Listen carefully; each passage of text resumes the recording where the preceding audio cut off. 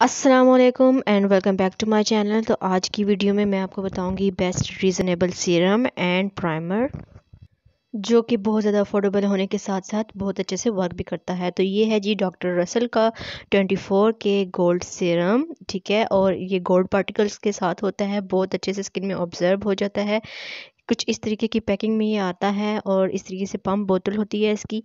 और इसका टेक्सचर आप देख सकते हैं, बहुत ही लिक्विडी होता है लेकिन स्किन पे बहुत अच्छे से पेनिट्रेट हो जाता है और बहुत ज़बरदस्त इसका रिज़ल्ट होता है।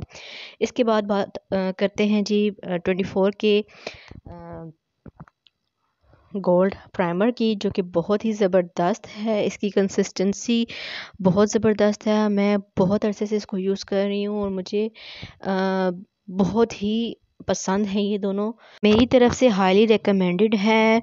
अंडर 500 और 5 to 600 की रेंज में इजीली आप इसको मार्केट से बाय कर सकते हैं। आई होप आपको आज की वीडियो अच्छी लगी होगी। Please don't forget to subscribe.